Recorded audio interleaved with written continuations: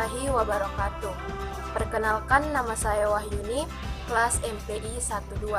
Baiklah, langsung saja soal yang pertama. Kemukakan dua pendapat ahli manajemen tentang apa saja fungsi-fungsi manajemen, dan dari dua pendapat tersebut pilih salah satunya yang menurut Anda sesuai dengan fungsi manajemen pendidikan dan berikan alasan yang jelas mengapa Anda memilih pendapat ahli manajemen tersebut.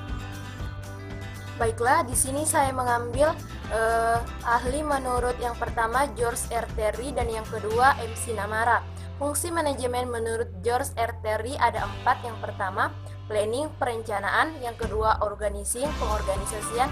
Yang ketiga, actuating atau pelaksanaan. Yang keempat, controlling. Sedangkan menurut MC Namara, fungsi manajemen juga ada 4. Yang pertama, planning, pelaksanaan. Yang kedua, programming. Yang ketiga, budgeting. Dan yang keempat, sistem. Jadi, pendapat saya, fungsi manajemen menurut George R. Terry yang sesuai dengan fungsi manajemen pendidikan. Alasannya, sesuai pemahaman saya, fungsi dari George R. Terry ini ada 4 juga. Yang pertama ada planning, di mana di dalam manajemen pendidikan juga butuh planning. Dan yang kedua, pengorganisasian. Di dalam manajemen pendidikan juga harus ada pengorganisasian. Dan yang ketiga, actuating, pelaksanaan, di mana pada manajemen pendidikan tentu juga membutuhkan pelaksanaan agar dapat mencapai tujuan dari manajemen pendidikan. Dan yang keempat, controlling, di mana pada manajemen pendidikan membutuhkan pengawasan agar kegiatan yang terlaksana bisa dapat diawasi dan dapat juga diberikan nilai. Baiklah, soal yang kedua. Kemukakan yang dimaksud dengan perencanaan dan mengapa suatu kegiatan, lembaga atau perusahaan perlu membuat perencanaan. Baiklah, jawaban saya.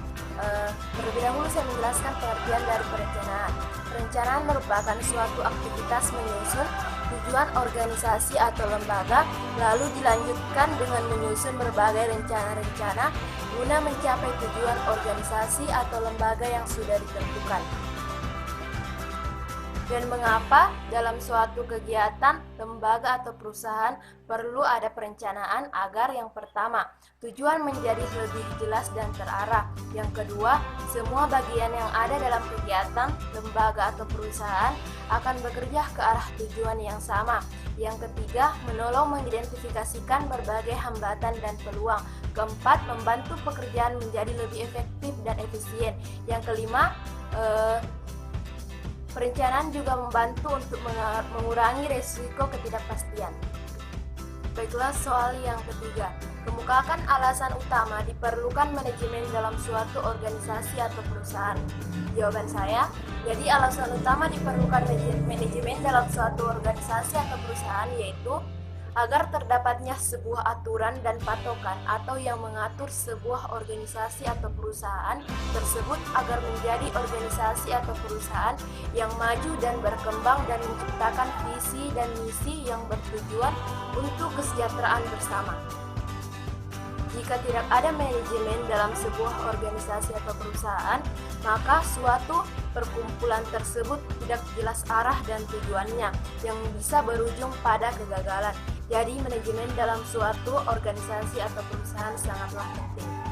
Baiklah, soal yang keempat. Siapa saja yang membutuhkan manajemen? Kemukakan pendapat Anda. Jadi jawaban saya, kembali lagi ke pengertian manajemen. Manajemen artinya mengatur dan mengelola.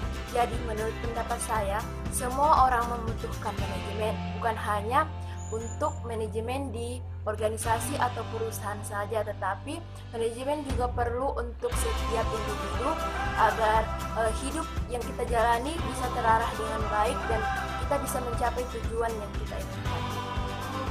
Untuk soal kasus, setelah saya analisis, solusi yang saya berikan ketika saya sebagai kepala sekolah yaitu melakukan evaluasi terhadap guru dan siswa. Yang pertama, kepala sekolah memberikan bimbingan kepada guru agar guru mampu meningkatkan kualitas mengajar. Kemudian, guru juga harus bisa menciptakan suasana kelas yang nyaman untuk murid-muridnya. Kemudian, guru juga harus mampu memilih metode pembelajaran yang bisa dipahami dan diterima oleh murid. Kemudian, jika ada guru atau murid yang melakukan tindakan indisipliner, kepala sekolah harus memberikan sanksi sehingga adanya efek jerah. Baiklah, itulah tadi pemaparan jawaban saya. Sekian dan terima kasih. Wassalamualaikum warahmatullahi wabarakatuh.